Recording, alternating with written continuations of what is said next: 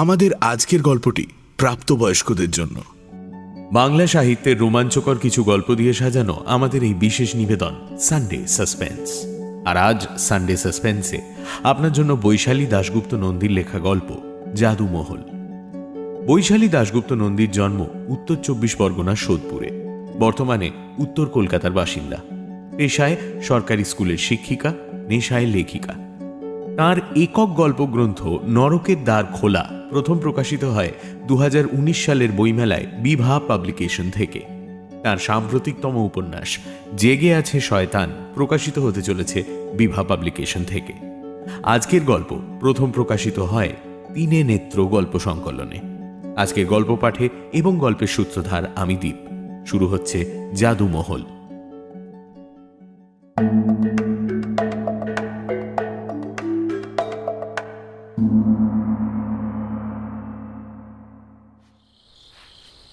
শীতের রাত। গ্রামের পথে একটা কুকুরও নেই। দিগন্ত জোড়া অন্ধকার জমাট বাঁধা কুয়াশার আলিঙ্গনে আরো বেশি গাঢ় হয়ে লেপ্টে আছে চারিদিকে। গ্রামের মানুষ অনেকক্ষণ আগেই যে যার নিশ্চিন্ত আশ্রয় সিঁধিয়ে গেছে। ঝিঁঝি পোকার দল কেবল তারস্বরে প্রমাণ করে চলেছে পৃথিবীতে এখনো প্রাণের অস্তিত্ব রয়েছে। না, ভুল বললাম। আরও একটা ছায়ামূর্তি হনহন করে হেঁটে চলেছে জনশূন্য গ্রামের রাস্তা ধরে। এই প্রবল শীতেও তার দেহের সংক্ষিপ্ত পোশাক আর হাতে একটা সরু লম্বা শীত কাঠির মতো বস্তু। মাঝে মাঝে সন্দিহান ইতিউতি দৃষ্টি দেখে তার উদ্দেশ্যের সততা সম্পর্কে প্রশ্ন জাগে। মাঠঘাটের মধ্যে দিয়ে হোঁচট খেতে খেতে এগিয়ে চলেছে সে। এভাবে বেশ কিছুক্ষণ চলার পর এক বিশাল অট্টালিকা সামনে এসে থমকে দাঁড়ায় লোকটি। বাড়িটি সম্পূর্ণ অন্ধকারে ঢাকা। হয় বাড়িটি পরিত্যক্ত, নয়তো শীতের রাতে বাড়ির বাসিন্দারা নিশ্চিন্ত নিদ্রায় মগ্ন। লোকটি অতি সন্তর্পণে বাড়ির পিছন দিকে এসে উপস্থিত হয়। সরীসৃপের মতো বাড়ির পেছনের পাঁচিলে উঠে তার গা ঘেঁষা ছাতিম গাছটার ডালে চড়ে অস্বাভাবিক ক্ষিপ্রতায় বাড়ির দোতলার বারান্দায় উঠে পড়ে সে। বোঝাই যায় এসব কাজে তার হাত যশ রয়েছে, হয়তোবা প্রচুর অনুশীলন। এ বাড়ির সবকিছুর সঙ্গেই সে বেশ ভালো রকম পরিচিত, অথবা রাতের এই নিষিদ্ধ অভিসারের জন্য এসব সে আত্মস্থ করেছে। মোটের ওপর লোকটি সফল হলো বাড়িতে প্রবেশ করতে। এবার সে এগিয়ে গেল সিঁড়ির দিকে। ঘোরানো সিঁড়ি বেয়ে উঠে গেল তিনতলায়। তিনতলায় একটা বিশেষ ঘরের সামনে এসে থামল সে। ঘরের দরজায় বেশ বড় একটা তালা ঝুলছে। লোকটি একটুও না ঘাবড়ে তার হাতের সরু লম্বা জিনিসটা দিয়ে বিশেষ কায়দায় কয়েকবার চাপ দিতেই খুলে গেল দরজাটা। ঘরের ভেতরটা অন্ধকার। দরজার একটা পাল্লা খুলে লোকটা ঢুকে পড়ল ভেতরে। মিনিট 10 কাটল।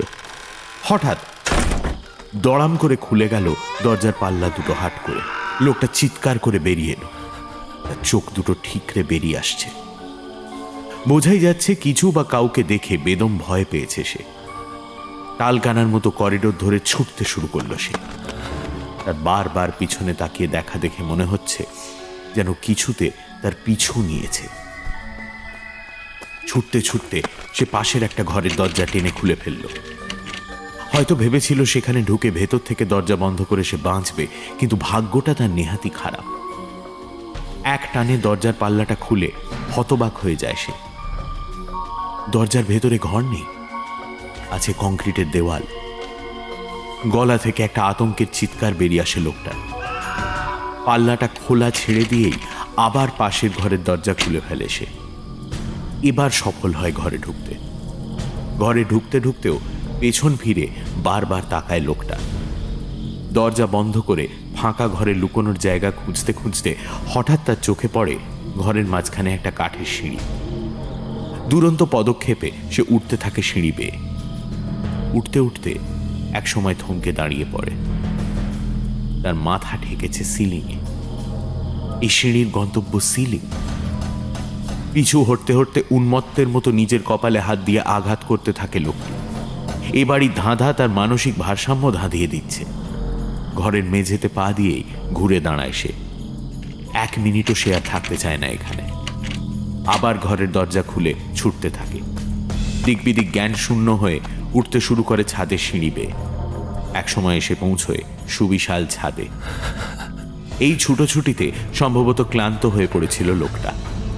খোলা ছাদে দাঁড়িয়ে ক্ষণিক শ্বাস নিচ্ছিল সে।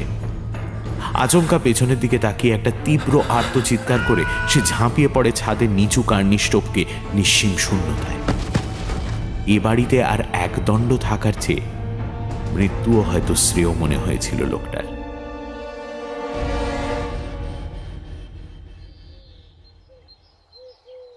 রাঙামাটি গ্রামের যে রাস্তায় ভ্যান রিক্সাটা আমাকে নামিয়ে দিল, তার দুপাশে ধু ধু মাঠ, আর তার মধ্যিখান দিয়ে যে সরু রাস্তাটা চলে গেছে কি জানি কোথায়, সেটাকে রাস্তা না বলে রাস্তার কঙ্কাল বলাই ভালো।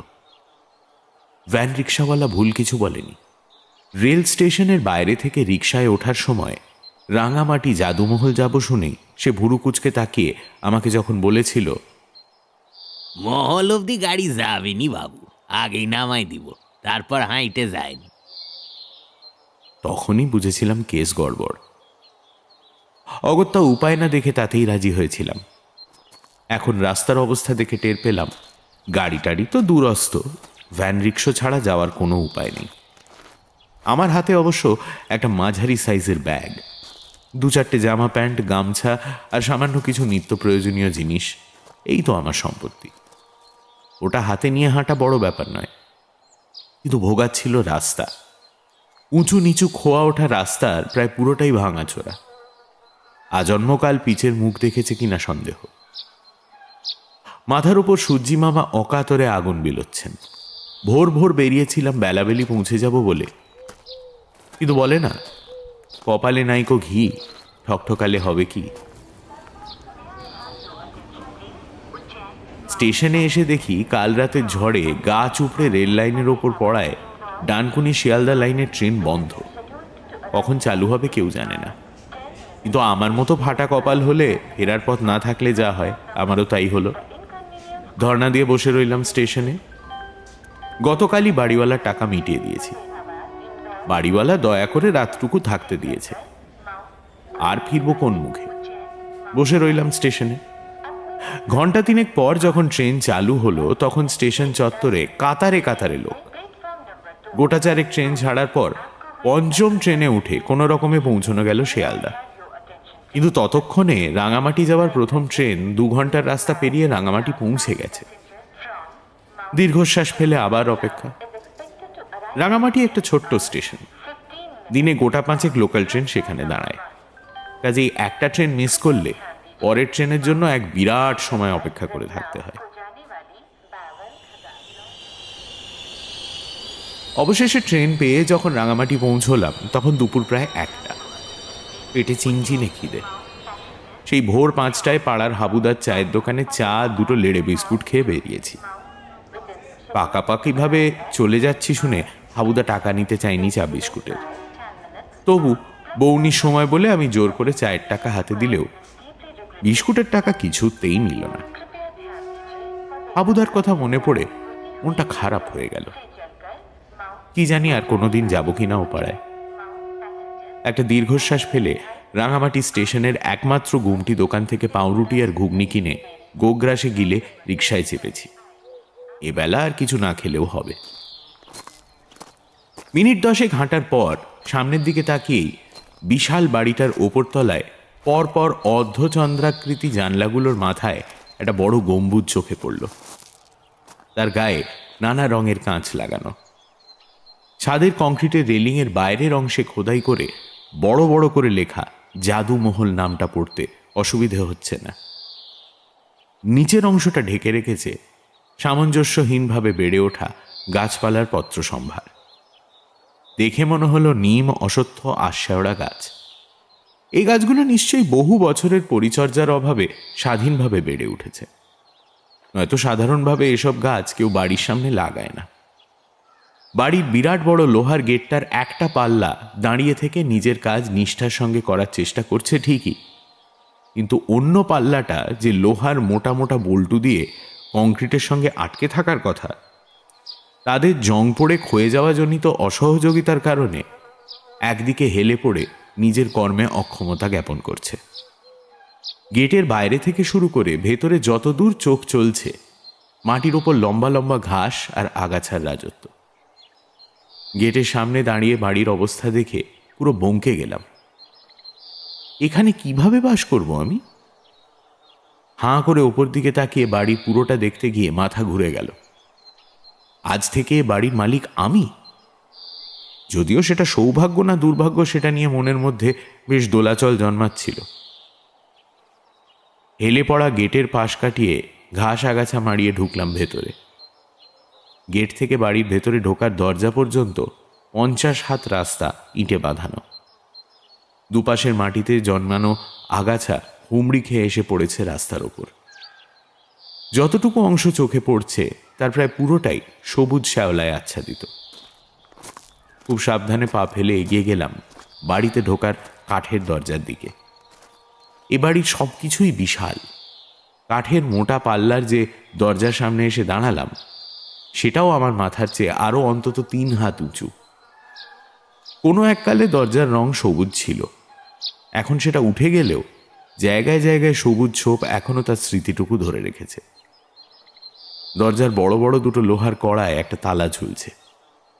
এ তালার চাবি আমার কাছেই আছে।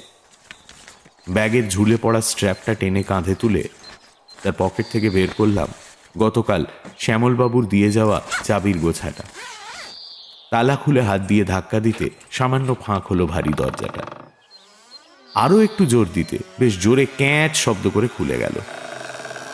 দরজা খুলতেই অনেক দিনের বদ্ধ একটা গরম হাওয়া এসে ধাক্কা দিল আমাকে, সঙ্গে ভ্যাপসা গন্ধ। অনেকদিন আলো হাওয়ার মুখ দেখেনি বাড়ির ভেতরের অংশটা। ভেতরের জমাট বাঁধা অন্ধকার না জানি কত বছর ধরে দৈত্যপুরীর রাজকন্যার মতো সোনার কাঠির স্পর্শে অঘরে ঘুমোচ্ছিল। আজ হঠাৎ এক আগন্তুকের অনাকাঙ্ক্ষিত প্রবেশ তার নিশ্চিন্ত ঘুমের ব্যাঘাত সৃষ্টি করেছে। দরজা দিয়ে বাইরে আলো যেটুকু ভেতরে গিয়ে পড়েছে, তাতে দেখলাম বেশ খানিকটা ফাঁকা জায়গার উপর একটা চওড়া ঘোরানো সিঁড়ি উঠে গেছে ওপরে। ফাঁকা জায়গা না বলে সেটাকে সিঁড়ির ল্যান্ডিং বলা চলে। ডান দিকে বাঁদিকে সার সার ঘর।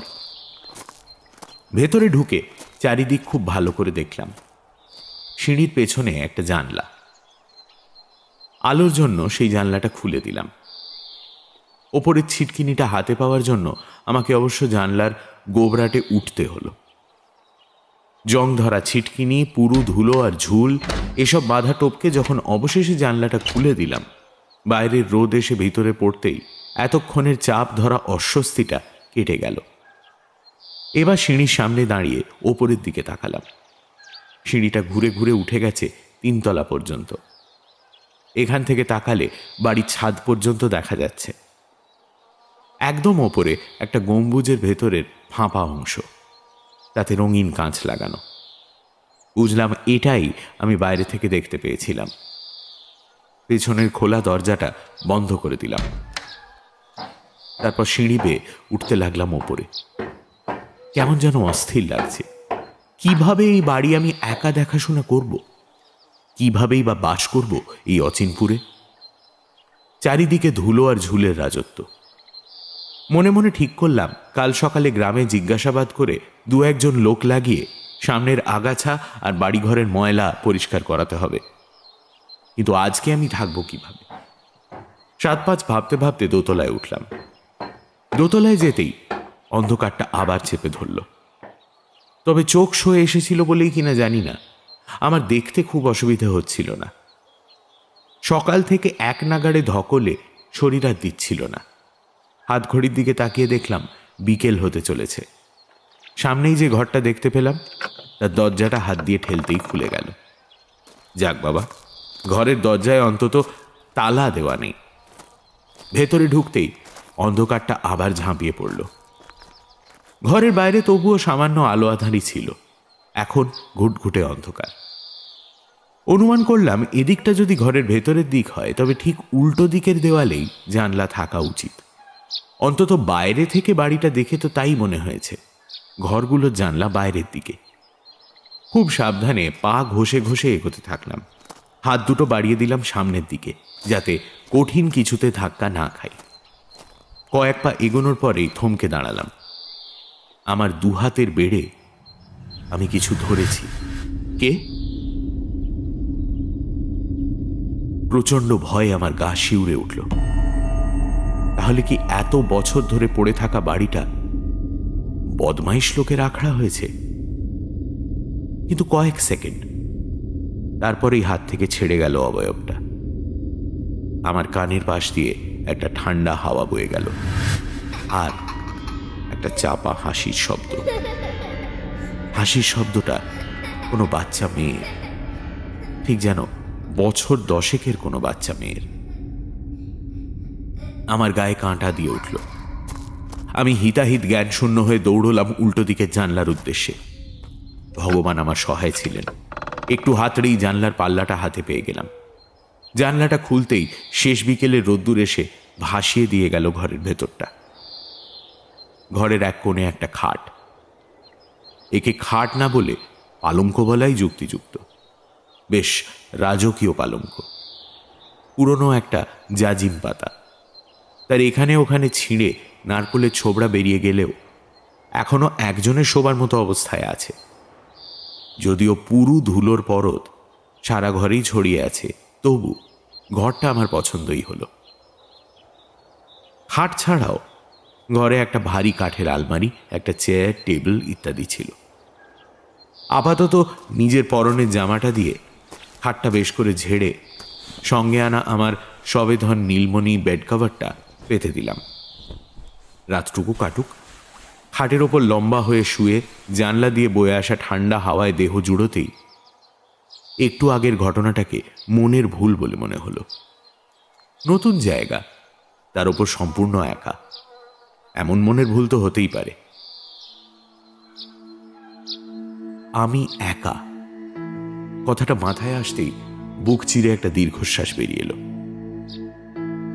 গত কয়েক বছরে আমার জীবনের ওপর দিয়ে যে ঝড় বয়ে গেল, তাতে ভেবেছিলাম আর কখনো মাথা তুলে দাঁড়াতেই পারবো না। কয়েক মাসে তফাতে চলে গেলেন প্রথমে মা, তারপর বাবা। আমি তখনও বিশ্ববিদ্যালয়ের ছাত্র। বাবা সামান্য চাকরি করতেন। সারা জীবন অসম্ভব টানাটানির মধ্যে সংসার চলেছে, তবু আমার পড়াশোনার কোনো অসুবিধে হতে দেননি বাবা। কিন্তু শেষের দিকে তার শরীর আর ধকল নিতে পারছিল না। আমি তখন পাগলের মতো একটা চাকরি খুঁজছি। ভেবেছিলাম চাকরি হলে দরকার হলে পড়াশোনা ছেড়ে দেব। গরিবের ঘরে যতদূর পড়া হয়েছে যথেষ্ট, এবার হাল ধরবো সংসারের। বাবা মাকে বললে তারা রাজি হবেন না জানাই ছিল, তাই কিছু না বলেই খোঁজ শুরু করলাম। কিন্তু চাকরি পাওয়া যে কতখানি কঠিন তা টের পেতে দেরি হলো না। বাধ্য হয়ে আবার পড়াশোনায় মন দিলাম। বাবার শরীর খারাপ, চোখে দেখতে পাচ্ছিলাম, কিন্তু মায়ের যে ভেতরটা ঝাঁঝরা হয়ে গেছে, মারাত্মক রক্তাল্পতা বাসা বেঁধেছে, তা বুঝিনি আমরা কেউ। হঠাৎ একদিন বিনা নোটিসে অজ্ঞান হয়ে পড়ে গিয়ে আর উঠলেন না।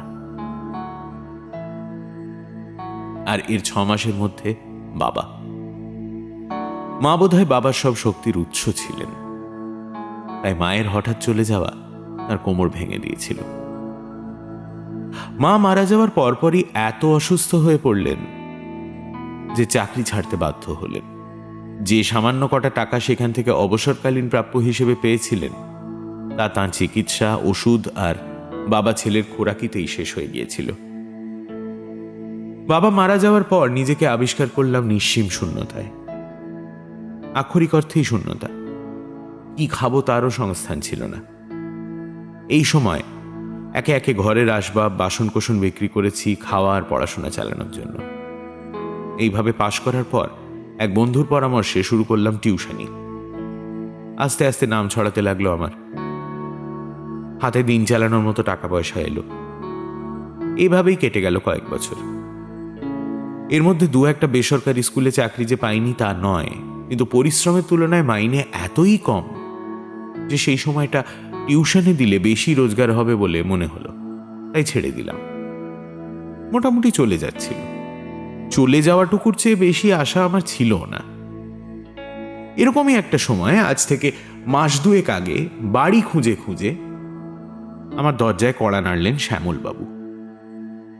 আর আমার আজন্ম দুর্ভাগা কপালের ওপর যে স্থির বিশ্বাস ছিল, সে দুর্ভাগ্যের দিক থেকে আমার কপাল কখনোই বিশ্বাসঘাতকতা করবে না, সেই ধারণাটা পাল্টে গেল। আমার মায়ের এক মামা ছিলেন অবনীচরণ ঘোষাল। তারা ছিলেন 3 পুরুষের জাদুকর। 3 জনেরই মঞ্চ নাম ছিল এসিজি। একসময় এসিজি ছিল একটা ব্র্যান্ড। আমি ছোটবেলায় 2-1 এই অবনী দাদুকে দেখেছি, কিন্তু তারপর তার সঙ্গে আমার কোনো যোগাযোগ ছিল না। মার কাছে শুনেছি অবনী দাদুর পিতামহ অক্ষয়চরণ ঘোষাল প্রথম এই পেশা বেছে নিয়েছিলেন। শুরুর দিকে তেমন নামডাক না থাকলেও হঠাৎ করেই দেশের আনাচে কানাচে খ্যাতি ছড়িয়ে পড়ে তাঁর। লোকমুখে জানা যায় তিনি এক গোপন বিদ্যা আত্মস্থ করেছিলেন কোনো এক বিশেষ পদ্ধতিতে। তাঁর জাদু শুধু ইন্দ্রজাল ছিল না, তাবড় তাবড় জাদুকরেরা হার মেনেছিলেন আর জাদুর রহস্য উদ্ধার করতে। অনেকে বলতো তিনি নাকি তন্ত্র সাধনা করতেন। এই বাড়ি তাঁরই তৈরি। মানুষের সন্দেহ আরো ঘনীভূত হয়েছিল যথেষ্ট রোজগার থাকা সত্ত্বেও এমন এক নিরিবিলি গ্রামে এসে বাড়ি করায়। তিনি তার পুত্র অভয়াচরণকে নিজের বিদ্যা শিখিয়েছিলেন, তারপর অবনী দাদু। কিন্তু অবনী দাদু বিয়ে থা করেননি। গ্রামের কয়েকটি গরিব অনাথ ছেলে মেয়েকে নিজের কাছে রেখে খাওয়া দাওয়া ও পড়াশোনার দায়িত্ব নিয়েছিলেন। এই অবনী দাদু মারা যাওয়ার পর তাঁর এই বিরাট বাড়ি ও টাকা পয়সার ওয়ারিস খুঁজে পাওয়া যায়নি। শ্যামলবাবু হলেন দাদুর উকিল। তিনি দাদুর মৃত্যুর পর নানাভাবে চেষ্টা করেন যথার্থ ওয়ারিস খুঁজে বের করার, কিন্তু অন্তত 3 বছর খবরের কাগজে বিজ্ঞাপন দিয়েও খুঁজে পাননি। অবশেষে কোনো সূত্রে আমার মায়ের কথা জানতে পারেন উনি। শোনো, তোমার মা বেঁচে থাকলে অবনীচরণ ঘোষালের সমস্ত সম্পত্তির মালিক তিনিই হতেন, কিন্তু তার অবর্তমানে তুমি এই সম্পত্তির মালিক। পাক্কা 10 মিনিট আমি একটা কথাও বলতে পারিনি। মনে মনে ভেবেছি সকাল সকাল বাড়ি বয়ে মজা করতে আসা লোকটাকে খেদিয়ে দেবো কিনা। তারপর যখন উনি কাগজপত্র দেখালেন তখন গিয়ে বিশ্বাস হলো এবার আমি বড় লোক হতে চলেছি। আমাকে 2 মাস সময় দিন। আমার টিউশনের স্টুডেন্টদের পরীক্ষা চলছে, তাছাড়া আমার বাড়িওয়ালাকে টাকা পয়সা দিতে হবে, আরও কিছু কাজ আছে। সেই সব কাজ মিটিয়ে অবশেষে আজ আমার এ বাড়ির দখল নেওয়ার দিন। গতকাল শ্যামলবাবু আমার হাতে বাড়ির চাবি দিয়ে গেছেন। ও হ্যাঁ, গত 2 মাসে আরও একটা কাজ হয়েছে।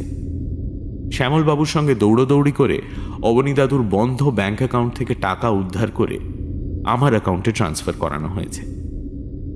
বেশ মনোযোগ দিয়ে খুঁটিয়ে দেখে তারপর বিশ্বাস হয়েছে আমি এখন সত্যিই বড় লোক। আমার মাস চলার মতো কিছু টাকা তুলে হাতে রেখেছি। ক্লান্তিতে কখন যেন ঘুমিয়ে পড়েছিলাম। ঘুম যখন ভাঙল তখন বাইরে আলো মরে গেছে। আর কিছুক্ষণের মধ্যেই ঘর আবার অন্ধকারে ভরে যাবে। লাফিয়ে উঠে ব্যাগ থেকে মোমবাতি বের করে জ্বালিয়ে নিলাম। খুব মোটা মোম, কাজেই সকাল পর্যন্ত দিব্যি চলে যাবে। কাল সকালে গ্রামের বাজারে গিয়ে কেরোসিন বাতির ব্যবস্থা করতে হবে। এই গণ্ডগ্রামে এখনো বিজলি বাতি আসেনি। আলোর সমস্যা মিটলেও এখন প্রধান সমস্যা খিদে। দুপুরের পাউরুটি ঘুগনি কখন হজম হয়ে গেছে। এখন গ্রামের দিকে গেলে দোকানপাট পাওয়া যেতে পারে, কিন্তু এই বিতিকিচ্ছিরি রাস্তা দিয়ে রাতের অন্ধকারে যাতায়াত করতে গেলে একটা দুর্ঘটনা ঘটা বিচিত্র নয়।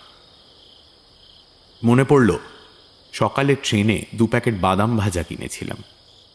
সে দুটো এখনো ব্যাগের পাশের পকেটে আছে। জল তো আছেই 1 বোতল। আজ রাতটা চিনেবাদাম চিবিয়েই কাটাতে হবে বুঝলাম। অগত্যা মোমবাতি হাতে নিয়ে অন্ধকার বারান্দা দিয়ে বাথরুমের সন্ধানে যাচ্ছিলাম যখন, তখন নিজেকেই কেমন যেন ভেবে হাসি পেল। রাতটা অবশ্য নিশ্চিন্তেই কাটল। শুধু ঘুমের মধ্যে স্বপ্ন দেখলাম ছায়া ছায়া কয়েকটা মূর্তি আমার ঘুমন্ত মুখের ওপর ঝুঁকে পড়ে কি যেন দেখছে। শুধু কি তাই, সারা রাত ধরে পুরুষ কণ্ঠের এক চাপা আর্তচিৎকার ঘুমের মধ্যেও আমাকে যেন সচেতন করে তুলছিল। পরিবেশ পরিস্থিতির প্রভাব আর কি। পরদিন ঘুম থেকে উঠতে একটু বেলা হলো। এমনিতে আমি ভোরে উঠি, আজ হয়তো মানসিক নিশ্চিন্ততায় ঘুমটা একটু বেশি গাঢ় হয়েছে। হাত মুখ ধুয়ে ফ্রেশ হয়ে তাড়াতাড়ি বাজারে যাওয়ার জন্য প্রস্তুত হয়ে নিলাম। বেশ কিছু জিনিসপত্র কেনার আছে। বাড়ি থেকে বেরিয়ে সেই ভাঙাচোরা রাস্তাটা দিয়ে যেতে যেতে আর ততটা খারাপ লাগছিল না। বেশ সবুজে ঘেরা চারিদিক। জাদুমহলের আশেপাশে কোনো বাড়িঘর নেই। বাড়ির পেছনে একটা মজে আসা পুকুর আর চারিদিকে খোলা মাঠ। অদ্ভুত মানুষ ছিলেন অক্ষয় ঘোষাল। নইলে যে কোনো শহরের বুকে বিলাসবহুল বাড়ি করে বাস করা যার হাতের মুঠোয় ছিল, তিনি এই অজপাড়াগায় বাস করতে আসবেন কোন আনন্দে? আর তিনি না হয় ছিলেন পুরনো আমলের লোক। অবনী দাদুই বা কেন এখান থেকে কলকাতার কোথাও চলে গেলেন না? ভাবতে ভাবতে গ্রামের বাজারে পৌঁছে গেলাম। দরকারি বেশ কিছু জিনিসপত্র কিনলাম, বিশেষ করে রান্নার বাসনপত্র আর উপকরণ, কেরোসিন আর হ্যারিকেন, এছাড়াও আরও নানা সামগ্রী।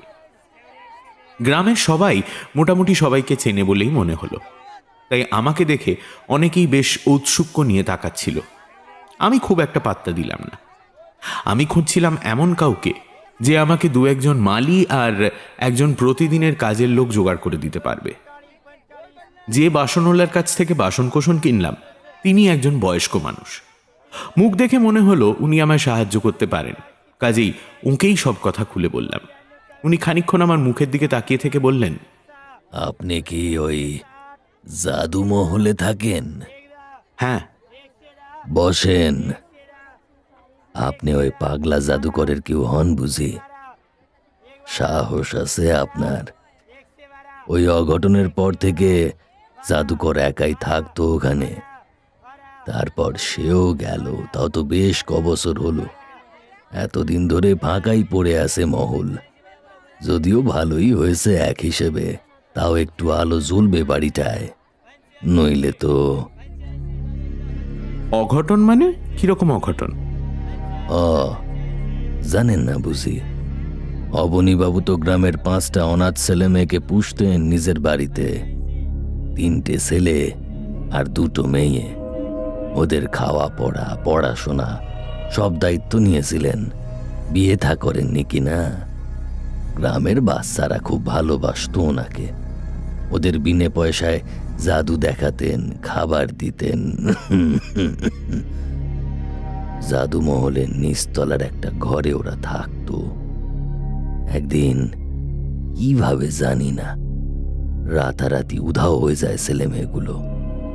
হাজার খুঁজেও তাদের চিহ্ন মাত্র পাওয়া যায়নি। আমার খুব রাগ হচ্ছিল। শ্যামলবাবু আমাকে এসব কথা ঘুণাক্ষরেও জানাননি। এরকম সাংঘাতিক কাণ্ড ঘটেছে যে বাড়িতে, সেখানে থাকতে একটু খুঁতখুঁত লাগবে বই কি। আর অবনী দাদু, উনি কিভাবে মারা গেলেন? উনি এরপর পাগলের মতো হয়ে যান। একাই থাকতেন, মাঝে মাঝে একা একা কথা বলতেন, চিৎকার করতেন। যারা ওর বাড়িতে কাজ করত তারাই বলতো। তারপর তো একদিন ভাগলপুরে জাদুর খেলা দেখাতে গিয়েছিলেন। সেইখানেই ওর মৃতদেহ পাওয়া যায়। শোনা যায় ওর গলায় আঙুলের দাগ ছিল। তবে বোঝেনি তো, গ্রামগঞ্জে অনেক কথা রটে, সেসব সত্যি নাও হতে পারে। তবে হ্যাঁ, এরপর থেকে গ্রামের লোক একটু এড়িয়েই চলে ও বাড়ির দিকটা। অনেকে বলে জাদুকর বুড়ো নাকি অনেক টাকা নিজের ঘরে লুকিয়ে রেখেছিল। মরার আগে সেসব জানাতে পারেনি কাউকে। তাই সেই লোভে একবার এক চোর এসেছিল এ বাড়িতে। কিন্তু অদ্ভুত ব্যাপার জানেন, চোরটা ছাদ থেকে পড়ে মরে যায়। কোনোদিন শুনেছেন চুরি করতে এসে চোর ছাদ থেকে পড়ে মরে গেছে? লোকে বলে বাড়িটা জ্যান্ত, নিজেই পাহারা দেয় নিজেকে। সত্যি মিথ্যে জানি না, তবে তারপর থেকে কেউ খুব একটা ওদিকে যায় না। না, এসব গল্প বেশি শুনে কাজ নেই। আমার যখন আর ফেরার পথ নেই, তখন এসব শুনে দুর্বলতাকে প্রশ্রয় দিয়ে লাভ কি? আমি আসল কথায় চলে এলাম। শুনুন না, আমাকে দু একজন লোক একটু জোগাড় করে দিতে পারেন এই বাড়ির আশেপাশের আগাছাগুলো আর বাড়ির ভেতরটা পরিষ্কার করার জন্য। এছাড়া রোজকার কাজের জন্য লোক দরকার। বাড়ি ফিরলাম বাসনওয়ালার দৌলতে জুটে যাওয়া শম্ভুকে সঙ্গে নিয়ে। শম্ভুই আর একজনকে নিয়ে এলো আজকের জন্য। ওরা দুজন মিলে আমার বাজার থেকে কেনা জিনিসপত্র ঘাড়ে করে বয়ে নিয়ে এলো। ওদের না পেলে বেশ চাপে পড়তে হতো। সারা রাস্তা শম্ভু প্রায় একাই বকে গেল। একটু বেশিই কথা বলে লোকটা। যদিও একা অত বড় বাড়িতে থাকতে গেলে একজন কথা বলার লোক থাকলে ভালোই হয়। ঠিক হয়েছে, শম্ভু রোজ এসে আমার কাজকর্ম করে দিয়ে যাবে। ওরা দুজনে মিলে বাড়ি আর বাগান সাফ করার কাজে লেগে পড়ল। শম্ভু দেখলাম মহলের ভেতরটা মোটামুটি চেনে। ও নাকি ছোটবেলায় বন্ধুদের সঙ্গে আসতো জাদুর খেলা দেখতে। এতে আমার সুবিধেই হলো। বাজার থেকে রাতরাস সেরে এসেছিলাম। ওদের বললাম, শম্ভু, রান্নাঘরটা তো একেবারে জঞ্জাল হয়ে আছে, আগে ওটা পরিষ্কার করে দাও, তাহলে দুপুরে রান্নাটা চাপিয়ে দিতে পারবো। আমি ততক্ষণ একটু বাড়িটা ঘুরে দেখি, কেমন? আচ্ছা আচ্ছা। নেমে এলাম একতলায়। একতলা সিঁড়ির ল্যান্ডিং থেকে দুপাশে সার ঘর, বেশিরভাগই খোলা। গুনে দেখলাম ডান দিক আর বাঁ দিকে 3টে করে মোট 6টা ঘর। বুঝলাম দোতলা আর 3তলাতে এর চেয়ে 2-1টা করে বেশিই হবে। একতলার কোন ঘরটায় ছেলে মেয়েগুলো থাকতো সেটা জানার জন্য খুব কৌতূহল হচ্ছিল। ফলে সব ঘরগুলোই খুলে খুলে দেখলাম। কোনো ঘরেই খুব বেশি আসবাবপত্র নেই। এছাড়া এমন কিছু দেখতে পেলাম না যাতে বোঝা যায় এটাই সেই ঘর। একটু দমে গিয়ে উঠে পড়লাম দোতলায়। দোতলার করিডোরের শেষে রান্নাঘর থেকে ঘষাঘষির আওয়াজ পাওয়া যাচ্ছিল। বোঝাই যাচ্ছে ওদের কাজ জোর কদমে চলছে। আমি দোতলার ঘরগুলো ঘুরে ঘুরে দেখছিলাম। নিচের তলার মতোই একই ডিজাইনের ঘর, পার্থক্য নেই কোনো। শুধু একটা ব্যাপার দেখে আমার হাঁ মুখ আর বন্ধ হচ্ছিল না। দোতলার করিডোরের দরজার সংখ্যা নিচের তলার প্রায় দ্বিগুণ। এটা কিভাবে হয় ভাবতে ভাবতে এক এক করে যখন দরজাগুলো খুলছিলাম, তখন দেখলাম মাঝে মাঝেই এক একটা দরজা নকল। ঠিক নকল বললে ভুল হবে, দরজাগুলো আসল, অথচ তার ভেতরে কোনো ঘর নেই। মানে দরজা খুললে নিরেট দেওয়াল। এর কি অর্থ হয় তা বুঝে উঠতে পারলাম না। ঘর যখন নেই তখন দরজা কোন কাজে লাগবে এটা আমার মাথায় ঢুকলো না।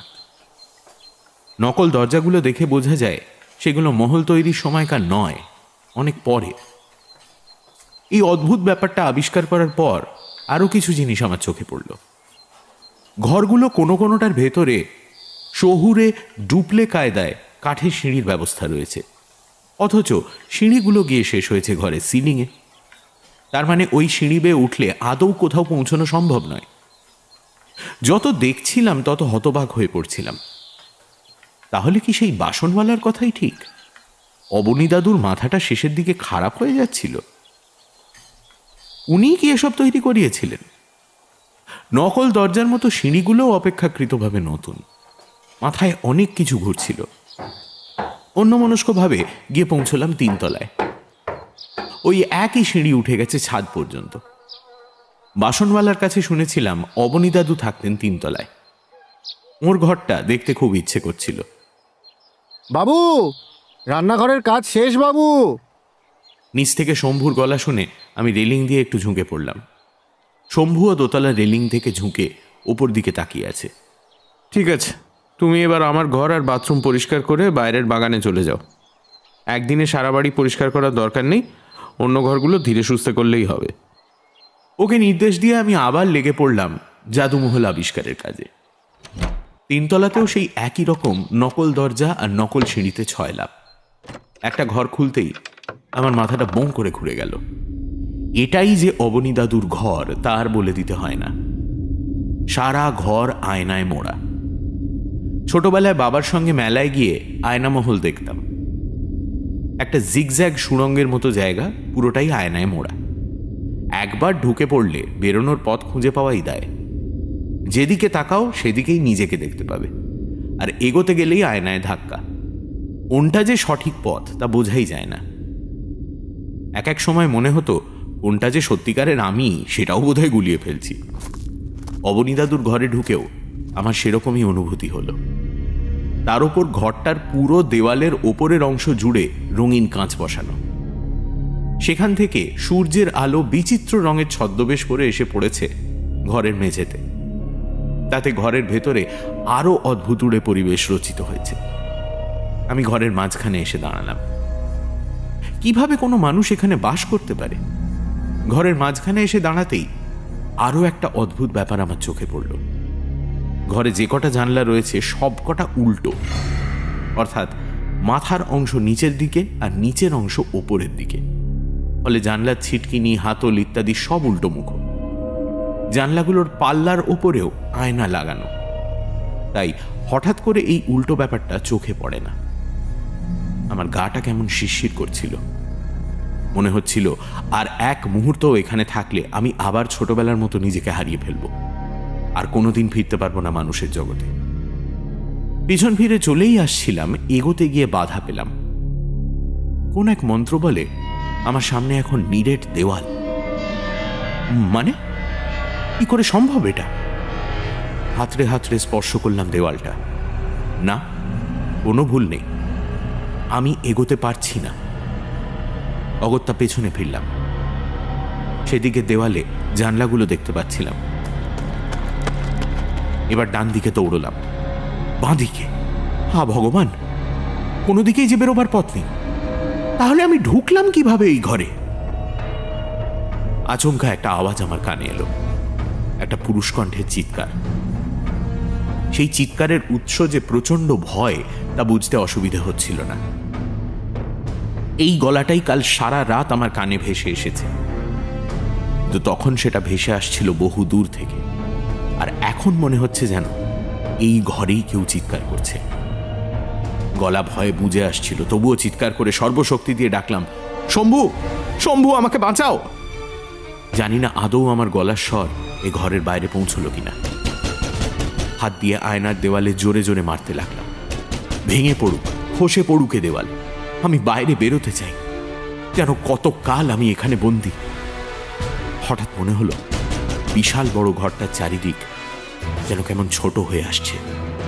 চারটে দেওয়াল এগিয়ে আসছে পরস্পরের দিকে, আর আমি মাঝখানে একটা পোকার মতো অপেক্ষা করছি পিষে যাওয়ার। যতই ছটফট করে এ দেওয়াল থেকে ও দেওয়াল দৌড়ে বেড়াচ্ছি, ততই আরো ছোট হয়ে আসছে ঘরটা। ছোট হতে হতে একটা কুঠুরির চেহারা নিয়েছে। আমি এখন হাত না বাড়িয়েও স্পর্শ করতে পারছি দেওয়ালগুলো। হায় ঈশ্বর, এভাবে একটা পোকার মতো পিষে মরার জন্য আমাকে নিয়ে এলে এই মহলে। ঠিক করলাম, একবার যদি বেরোতে পারি এই মৃত্যু ফাঁদ থেকে, আর এখানে নেই। দেওয়ালগুলো চলে এসেছে খুব কাছে। আমি গালের ওপর সেগুলো স্পর্শ পাচ্ছি। প্রচন্ড চাপে আমার দেহের হাড় ভেঙে যাবে এখনই। বুকের ওপর 10 মণি পাথরের বোঝা। আমি শ্বাস নিতে পাচ্ছি না। মৃত্যুর প্রতীক্ষায় আমি চোখ বুজলাম। বাবু, বাবু, কি হয়েছে বাবু? আপনি ওরকম করছেন কেন বাবু? একটা ঝাঁকুনি দিয়ে যেন ফিরে এলাম বাস্তবে। শম্ভু আর অন্য লোকটি হাঁ করে আমার মুখের দিকে তাকিয়ে। আমি 3 তলার সিঁড়ির রেলিংয়ের সামনে দাঁড়িয়ে, ঠিক যেখান থেকে ওদের পরবর্তী কাজের নির্দেশ দিয়েছিলাম। আমরা তো আপনার ঘরে কাজ করছিলাম, হঠাৎ শুনি আপনি খুব চিৎকার করে আমাকে ডাকছেন। আমি ভাবলাম কি হলো আবার। এসে দেখি আপনি এখানে দাঁড়িয়ে চোখ বন্ধ করে ছটফট করছেন। কত ডাকছি আপনি শুনছেনই না। শেষমেশ আপনার গায়ে ধাক্কা দিতে আপনার চোখ খুলল। কি হয়েছে বাবু? আমি জোরে জোরে শ্বাস নিচ্ছিলাম। এখনো বুকের ওপর দেওয়ালের চাপ অনুভব করতে পারছি। হাতের আঙুলগুলোতে খুব ব্যথা। তাকিয়ে দেখি কালশিটে পড়ে আছে, দেওয়ালে আঘাত করার ফল। পুরো ব্যাপারটা আমার বোধের বাইরেই রয়ে গেল। আমার হাতের ক্ষত প্রমাণ করে আমি যা দেখেছি, শুনেছি কিচ্ছু মিথ্যে নয়। অথচ আমি দাঁড়িয়ে আছি সিঁড়ির কাছে। আমার শরীরে ঘাম দিচ্ছিল। থরথর করে কাঁপতে কাঁপতে কোনো মতে শম্ভুকে বললাম, তোমরা যাও, কাজ করো। ওরা অদ্ভুত দৃষ্টিতে আমার দিকে তাকাচ্ছিল। তারপর ওরা নিচে চলে যেতে আমি খোলা হাওয়ার সন্ধানে ছাদে উঠলাম। ছাদের একটা অংশ ঢাকা, সেখানেই মাথার উপর গম্বুজটা, বাকি বিরাট খোলা ছাদ রোদে পুড়ে যাচ্ছে। ছাদ থেকে আশেপাশে ধুধু মাঠ, গাছপালা, রাস্তা, দূরে গ্রামের ছোট ছোট বাড়ি সব দেখা যাচ্ছে। রোদ থাকা সত্ত্বেও ফুরফুরে হাওয়ার জন্য গরম তেমন অনুভূত হচ্ছিল না। আমি রোদের মধ্যেই কার্নিশে হাত রেখে দাঁড়িয়েছিলাম। শরীরের কষ্টটা একটু কমেছে। খানিকক্ষণ আগে যে অভিজ্ঞতা হলো তাতে এ বাড়িতে আমার আর থাকতে চাওয়া উচিত না। একটু আগেও তাই ভাবছিলাম, কিন্তু এখন যেন কেমন একটা মায়া অনুভব করছি বাড়িটার উপর। সবে কয়েক ঘন্টা হয়েছে আমি এ বাড়ির বাসিন্দা। এর মধ্যেই বাড়িটাকে বেশ নিজের নিজের মনে হচ্ছে। চওড়া কার্নিশের ওপর হাত বুলালাম আমি। এই বাড়ির প্রতিটি ইট কাঠ আমার। একে ছেড়ে কোথায় যাব আমি? এই কথা মনে আসতেই পেছন থেকে একটা খিলখিল হাসির আওয়াজ শুনতে পেলাম। অথচ কেন যেন খুব একটা অবাক হলাম না। ধীরে ধীরে পেছনে ঘুরলাম। ঝিমঝিমে রোদে ছাদের ঠিক মাঝখানে কেউ দাঁড়িয়ে আছে। চোখ ধাঁধানো রোদ বটে, কিন্তু তাকে যে আমি স্পষ্ট দেখতে পাচ্ছি না, তার কারণ তার দেহের স্বচ্ছতা। ঠিক যেন জল দিয়ে তৈরি শরীর। আমি ফিরে তাকানো মাত্রই সে ছুটে চলে গেল ছাদের ঢাকা অংশের গম্বুজের নিচের চিলেকোঠার দিকে। আমিও ছুটলাম তার পিছু পিছু। রোদ থেকে ছায়ায় এসে প্রথমটায় কিছুই দেখতে পেলাম না। তারপর আস্তে আস্তে চোখ সয়ে এলো। তখন দেখলাম চিলেকোঠা ঘরটার প্রায় পুরোটাই ভর্তি পরিত্যক্ত জিনিসপত্রে, আর খুব স্বাভাবিকভাবেই সেখানে কেউ নেই। আমি জানতাম কাউকে দেখতে পাবো না। বাড়িটার ওপর মায়ার পাশাপাশি আমি বিশ্বাস করতে শুরু করেছিলাম এখানে আমি একা নই। যে বা যারা এখানে থাকে তারা আমার কোনো ক্ষতি করবে না। ক্ষতি করতে হলে প্রথম দিনই করতে পারত। বরং তাদের হয়তো আমাকে কিছু বলার আছে, কিছু জানানোর আছে, এমন কোনো কথা যা তারা কাউকে বলতে পারেনি। আমি নিচে নেমে এলাম। এভাবে কেটে গেল বেশ কিছুদিন। আমি এর মধ্যে আর 3 তলায় উঠিনি। হ্যালিউসিনেশন ভেবে সেদিনের ঘটনা ভুলে যাওয়ার চেষ্টা করেছি। তবু মাঝে মাঝে ঘুমের মধ্যে কারোর উপস্থিতি টের পাই। প্রতিদিন রাতে শুনতে পাই পুরুষ কণ্ঠের সেই চিৎকার। আমার ভয় করে না। জানতে চাই তার বা তাদের পরিচয়। শম্ভু এসে আমার কাজকর্ম করে দিয়ে চলে যায়। ওকে খুব একটা কথা বলার সুযোগ দিই না। সারাদিন আমার বিশেষ কোনো কাজ নেই, প্রায় শুয়ে বসেই দিন কাটে। মাঝে মাঝে সারা বাড়ির দেওয়ালে, জানলার পাল্লায়, আসবাবপত্রে হাত বুলোই, ঠিক যেন আমার সন্তান এগুলো। কিসের এক মায়া দিনে দিনে আষ্টে পৃষ্ঠে জড়িয়ে ফেলছে আমাকে। এরকমভাবেই দিন কাটছিল। হাতের টাকা প্রায় শেষ। আমাকে একদিন শহরে যেতে হবে। ইচ্ছে না করলেও প্রস্তুত হয়ে বেরিয়ে পড়লাম। বাড়ির দরজায় তালা লাগিয়ে বেরোনোর সময় খুব কান্না পাচ্ছিল, যেন খুব আপনজনকে ছেড়ে যাচ্ছি বেশ কিছুক্ষণের জন্য। ভাঙাচোরা রাস্তা পেরিয়ে রিক্সা ধরে স্টেশনে পৌঁছানোর পর এই মন খারাপটা কাটতে শুরু করলো। ট্রেন ধরে শিয়ালদা আসতে আসতে মেজাজটা বেশ ফুরফুরে হয়ে গেল।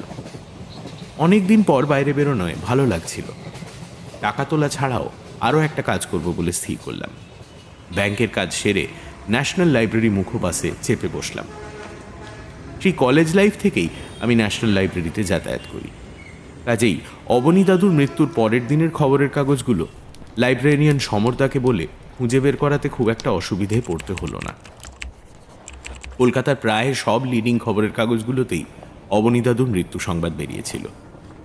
আমার চোখে পড়েনি, কারণ ওই সময় আমি নিজের খাওয়াটুকু জোটাতে হিমশিম খাচ্ছিলাম। খবরের কাগজের দাম দেওয়াও ছিল বিলাসিতা। দেখলাম ভাগলপুরের একটা অডিটোরিয়ামে পরপর কয়েকদিন শো ছিল এসিজি কোম্পানির।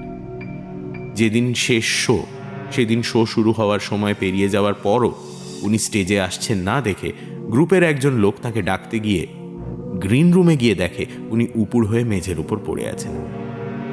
ডাক্তার ডাকা হলে তাকে মৃত বলে ঘোষণা করা হয়। অবনী দাদুর গলায় কিছু দাগ মিলেছিল।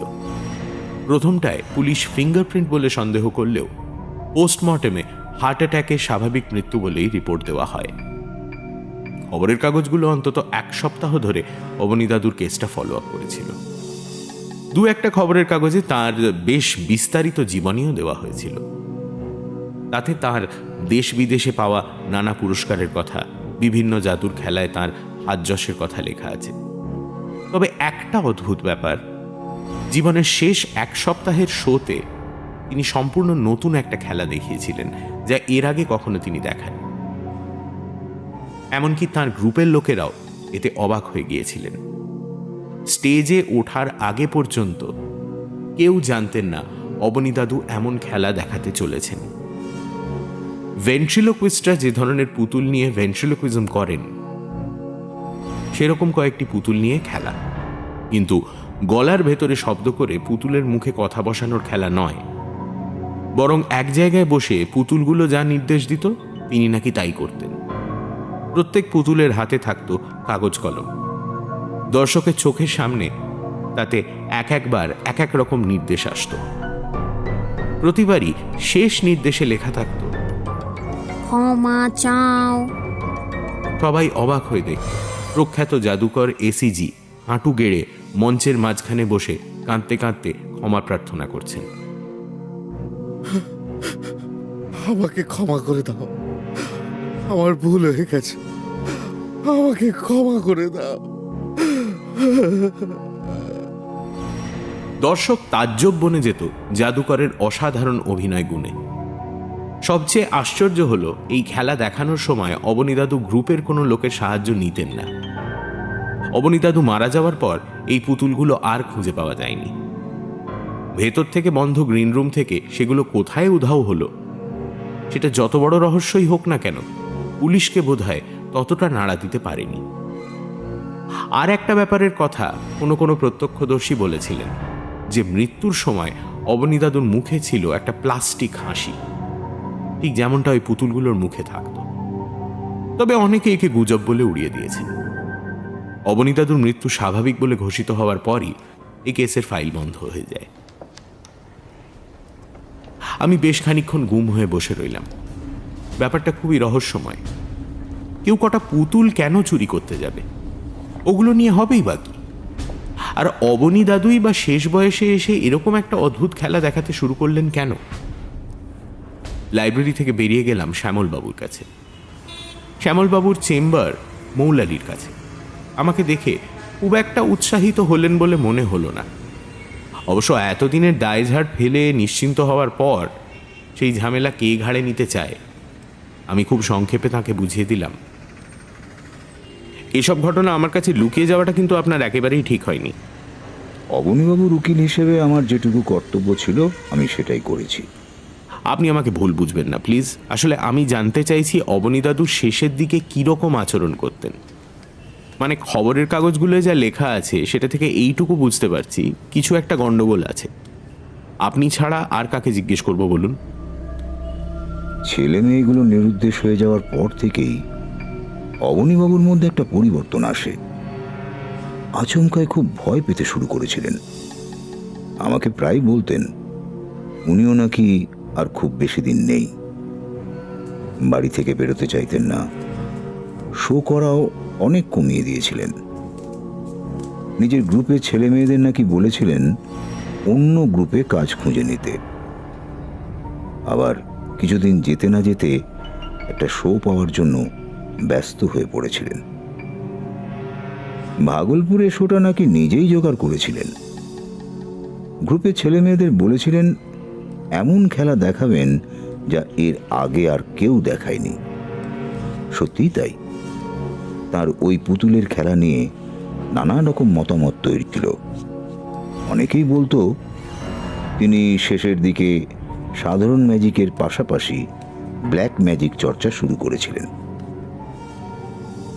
ওই পুতুলগুলোর ওপরে কোনো আত্মার ভর ছিল এমনও শোনা যায়। আর সেই আত্মারাই কোনোভাবে সুযোগ পেয়ে তাঁর প্রাণ নিয়েছে। তবে এইসব কথা গুজব বলেই মনে হয়, কোনো বাস্তব ভিত্তি থাকার সম্ভাবনা খুবই কম। যে কোনো রহস্যময় ঘটনা সম্পর্কে এসব রোটেই থাকে। শ্যামলবাবুর চেম্বার থেকে বেরিয়ে স্টেশনের দিকে রওনা দিলাম। বিকেল 4টে নাগাদ রাঙামাটি যাওয়ার একটা ট্রেন আছে, ওটা ধরতে না পারলে এরা মুশকিল হয়ে যাবে। ফেরার সময় ভাঙাচোরা রাস্তাটা বেয়ে এসে ঠিক যেখানটা থেকে জাদুমহল গম্বুজটা দেখা যায় সেখানে থমকে দাঁড়িয়ে পড়লাম। বিহ্বল দৃষ্টিতে তাকিয়ে রইলাম অন্ধকারে দাঁড়িয়ে থাকা বিশাল বাড়িটার দিকে। কেন যেন মনে হলো বাড়িটার প্রাণ আছে, আমার আসার অপেক্ষাতেই পথ চেয়ে দাঁড়িয়ে আছে। গম্বুজের ওপরে রঙিন কাঁচগুলো সূর্যাস্তের আলোয় চকচক করছে।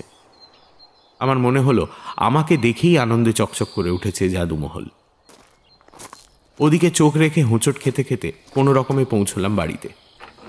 তালা খুলে বাড়ির ভেতর ঢুকতেই কি এক শান্তিতে আমার মন জুড়িয়ে গেল। মনে হলো আমি এসে পৌঁছেছি সঠিক গন্তব্যে। দরজা বন্ধ করে অন্ধকারেই ওপরে উঠে গেলাম। আজকাল আমার সবসময় আলোর প্রয়োজন হয় না। বাড়িটার দেওয়াল থেকে এক ধরনের আলোর বিচ্ছুরণ যেন আমার চোখে প্রতিফলিত হয়। আমি অন্ধকারেই বেশ দেখতে পাই। রাতে খাওয়া দাওয়া সেরে শুতে গিয়ে অনেকক্ষণ অবনী দাদুর কথা ভাবছিলাম। অবনী দাদুর কথা বলতে আজকে যা যা জানতে পারলাম, কেন জানি না সেগুলো আমার খুব একটা অবিশ্বাস্য মনে হয়নি। কত কিছুই তো আছে পৃথিবীতে যার ব্যাখ্যা হয় না। কখন ঘুমিয়ে পড়েছি বুঝতে পারিনি। রাত তখন কটা জানি না।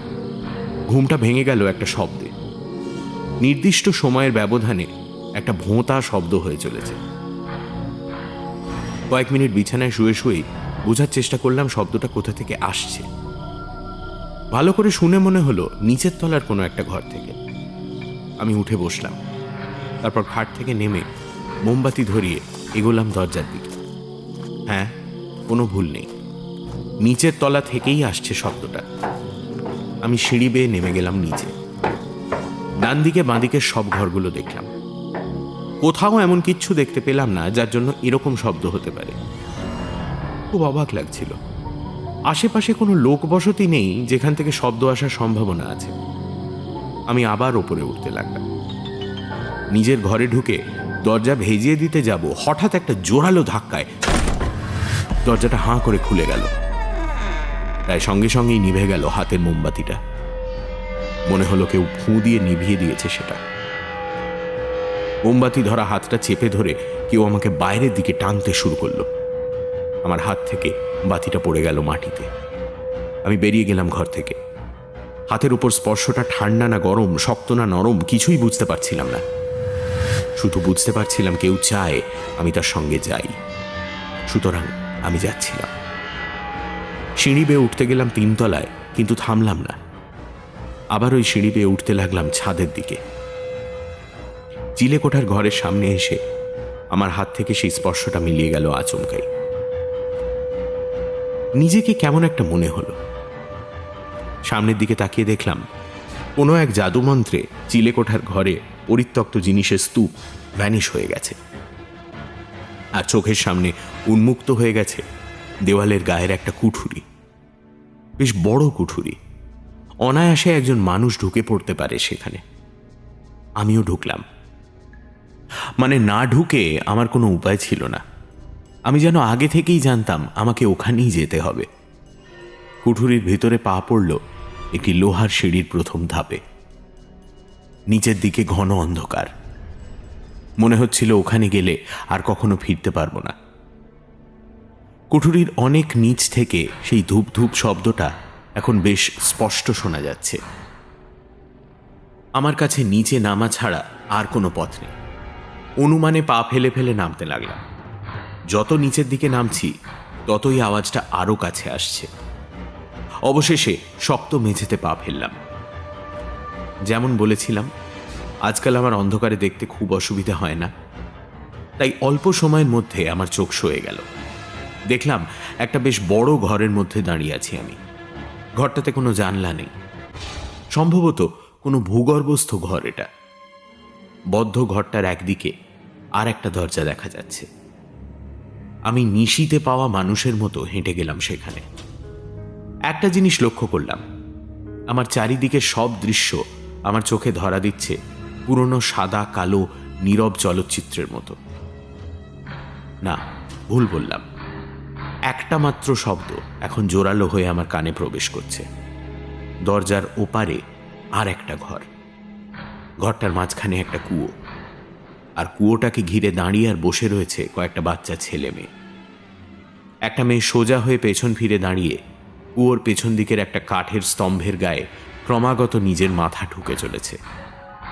একটা নির্দিষ্ট সময়ের ব্যবধানে তার মাথার সঙ্গে কাঠের স্তম্ভের সংঘর্ষে শব্দ হচ্ছে, আর বাকি ছেলে মেয়েগুলো নির্বিকার বসে রয়েছে, কেউ পা ছড়িয়ে, কেউ বা আসন পিড়ি হয়ে।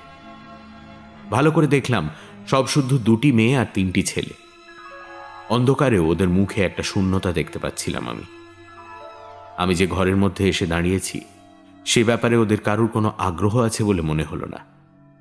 এমনকি ওরা আমার অস্তিত্ব সম্পর্কে আদৌ সচেতন কিনা সে নিয়ে সন্দেহ হলো আমার।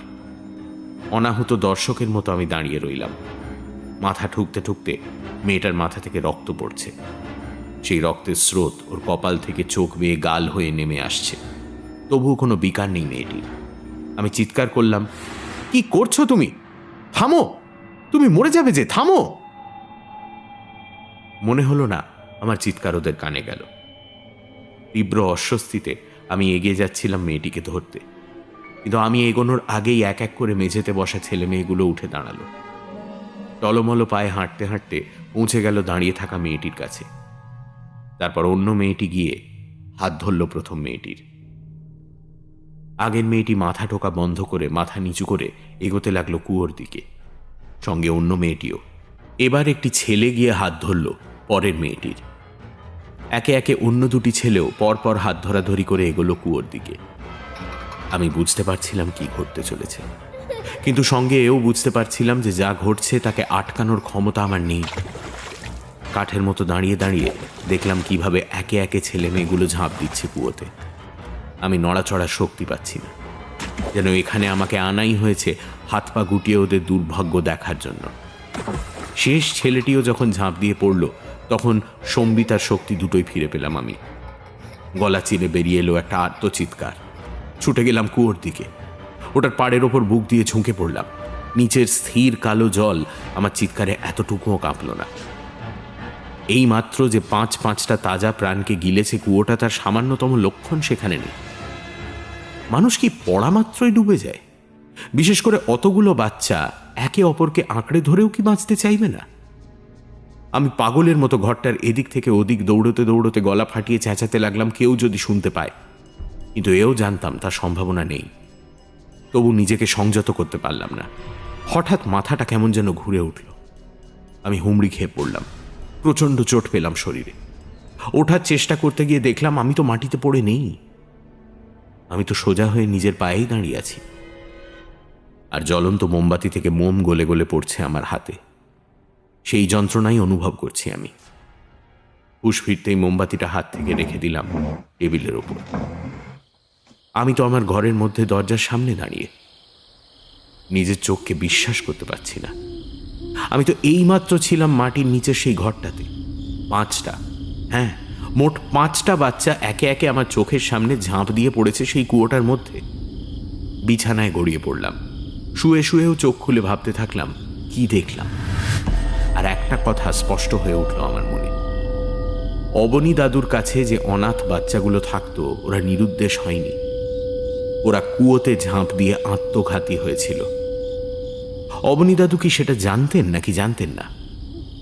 আর 8-10 বছরের শিশুদের জীবনে এমন কোন অপ্রাপ্তি থাকতে পারে যে জন্য তারা আত্মঘাতী হতে যাবে? অথবা এমন কোন হতাশা যা তাদের বাধ্য করে নিজেদের জীবন শেষ করে দেওয়ার সিদ্ধান্ত নিতে? সারা রাত ঘুম হলো না। বারবার যেতে ইচ্ছে করছিল চিলেকোঠায়, সেই কুঠুরি সত্যি আছে কিনা দেখার জন্য, নাকি এসবও আমার হ্যালিউসিনেশন। এ বাড়িতে আসার আগে এ ধরনের কোনো অভিজ্ঞতা আমার হয়নি। আর আমি যা দেখছি সম্পূর্ণ সচেতনভাবেই দেখছি। স্বপ্ন নয়, কল্পনা নয়। কেউ চাইছে আমি এসব জানি, তাই দেখছি। অন্তর থেকে বিশ্বাস জন্মাচ্ছিল আমার এ বাড়িতে আসা, এ বাড়ির মায়ায় জড়িয়ে পড়া, অতীতকে চোখের সামনে দেখা, এসবই পূর্ব নির্ধারিত। চোখের ওপর ভোর হতে দেখলাম। সকাল হতেই লাফ দিয়ে বিছানা থেকে নামলাম, ছুটে গেলাম চিলেকোঠায়। যা আশা করেছিলাম তাই।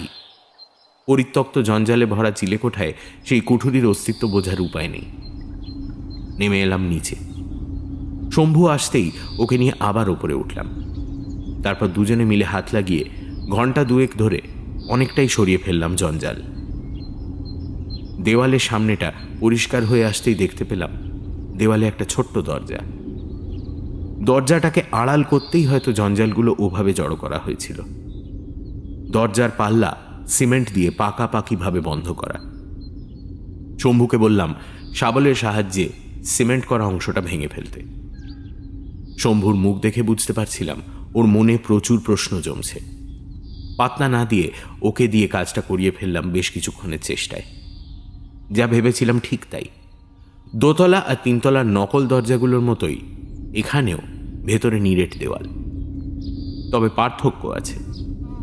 এখানে দেওয়ালের চতুষ্কোণ একটা জায়গা যেন আশেপাশের অংশের থেকে একটু আলাদা। বোঝা যাচ্ছে এই অংশটা পরবর্তীকালে নতুন করে তৈরি করা হয়েছে। আমি একটু অবাক হলাম না। আমি যেন জানতামই এরকম কিছু পাব। শম্ভুর একার পক্ষে দেওয়াল ভাঙা কঠিন হবে, তাই ওকে বললাম ওর চেনাশোনা দু একজনকে গ্রাম থেকে ডেকে নিয়ে আসতে। শম্ভু চলে গেলে অনেকক্ষণ ওই দেওয়ালটার সামনেই দাঁড়িয়ে রইলাম। হাতড়ে হাতড়ে অনুভব করতে চাইছিলাম ছোট ছোট বাচ্চাগুলোর যন্ত্রণা। চোখ বন্ধ করতেই নিজের অজান্তে চোখের কোল বেয়ে নেমে এলো জলের ধারা।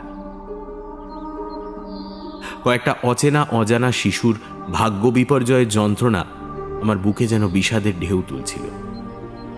কোথায় যেন কারা কাঁদছে। সমস্বরে ফুঁপিয়ে ফুঁপিয়ে কান্নার সেই শব্দ আস্তে আস্তে গ্রাস করে ফেলছে আমার কর্ণেন্দ্রিয়। বাইরের পৃথিবীর আর কোনো শব্দ আমার কানে আসছে না।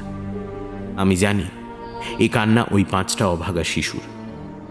দেওয়ালের পেছনে কি জানি কতদিন ধরে ওরা বন্দী হয়ে আছে। কতক্ষণ এভাবে দাঁড়িয়েছিলাম জানি না। শম্ভুর ডাকে ঘোর কাটল। ওর সঙ্গে আরো 2জন লোক, সেই প্রথম দিনের লোকটা আর আরো একজন। সময় নষ্ট না করে ওরা লেগে পড়ল। আধ ঘন্টার মধ্যে হুড়মুড় করে ভেঙে পড়ল দেওয়ালের চতুষ্কোণ অংশটুকুর খানিকটা। মোটামুটি 1জন মানুষ গলার মতো ফাঁক হয়ে গেছে। ভেতরে নিঃসীম অন্ধকার। আমি জানতাম শম্ভু আর ওই 2 সঙ্গীর কৌতূহল আমার পক্ষে ভালো নয়।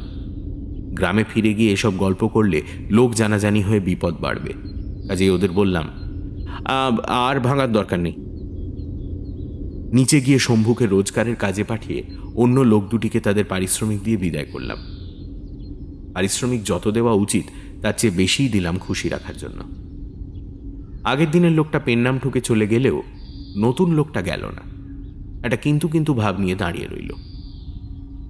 2বার চলে যাওয়ার জন্য পিছনে ফিরল, আবার ঘুরে তাকালো। আমি আর চোখে সবই দেখছিলাম। এবার প্রশ্ন করলাম, কিছু বলবে? বাবু, একটা কথা। আমি ভাবলাম ওর বোধহয় পারিশ্রমিক পছন্দ হয়নি। একটু মেজাজ গরম হচ্ছিল। আমার দেরি হয়ে যাচ্ছে। ওরা এ বাড়ি থেকে বেরোলে তবে আমি দেওয়ালের ওই ফাঁকা জায়গা দিয়ে নিচে নামবো। আমাকে আসল সত্যিটা জানতেই হবে। বাবু নমস্কার, আমি রঞ্জু। ওই জাদুকর বাবু সব নতুন দরজা আমাকে দিয়েই বানিয়েছিলেন। মানে ওই নকল দরজা সিঁড়িগুলো পরে তৈরি হয়েছিল, তাই তো? তুমি করেছিলে এই নকল দরজাগুলো? আগে হ্যাঁ, আর ওই সিঁড়িগুলো। আর আজকে আপনি যে দরজাটা ভাঙলেন ওটাও। গ্রামগঞ্জ তো, এইসব কাজের লোক বেশি পাওয়া যায় না। কাঠের কাজে সবাই আমাকেই ডাকে। আগে আমার বাবাও এই কাজ করতো, তাই জাদুকর বাবুও আমাকেই ডেকেছিলেন। তখন ওনার কাছে যে ছেলে মেয়েগুলো থাকতো তারা সবে হারিয়েছে। সপ্তাহ 2 হয়েছে হয়তো। বাবুর বড় শোক ছিল, কেমন পাগলে গেছিলেন। একা একা কথা বলতেন, চিৎকার করতেন, আর খালি বলতেন কারা ওনাকে মারতে আসছে। তাই ওই দরজা সিঁড়িগুলো তৈরি করে দিতে বললেন। জানেন বাবু, আমি খুব অবাক হয়েছিলাম। আমাকে বললেন কারা নাকি রোজ রাতে ওনাকে খুঁজতে আসে, তাই তাদের বোকা বানাতে এইসব তৈরি করছে। ওনার নিজের ঘরটাও করেছিলেন ওই গোলক ধাঁধার মতো, আয়নায় মোড়া, উল্টো জানলা। কি বলবো বাবু, যতদিন এ বাড়িতে কাজ করেছি খালি গা ছমছম করতো, খালি মনে হতো কারা যেন আমায় ভয় দেখাচ্ছে। কিন্তু টাকার জন্য কাজটা শেষ করেছিলাম। ঠিক আছে, তুমি এখন যাও। লোকটা বোধহয় আরও কিছু মুখরোচক আলোচনার আশায় ছিল। একটু হতাশ হয়ে চলে যেতে যেতেও ফিরে দাঁড়ালো। একটা কথা বলবো বাবু, জাদুকর বাবু মনে হয় কোনো কোনো খারাপ কাজ করছিলেন।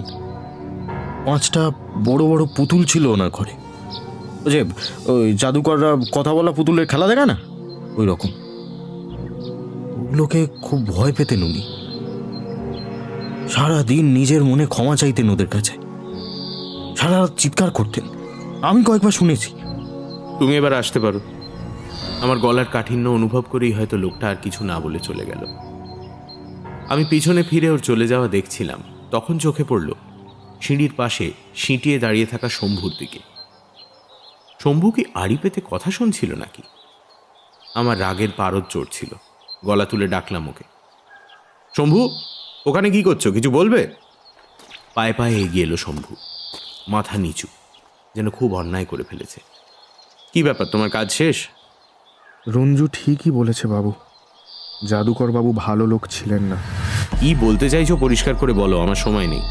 বাবু, জাদুকর বাবু আপনার আত্মীয়, তাই এতদিন বলিনি। আমি তো অনেক ছোট থেকে আসি এ বাড়িতে, আপনাকে তো বলেইছি জাদু দেখতে আসতাম।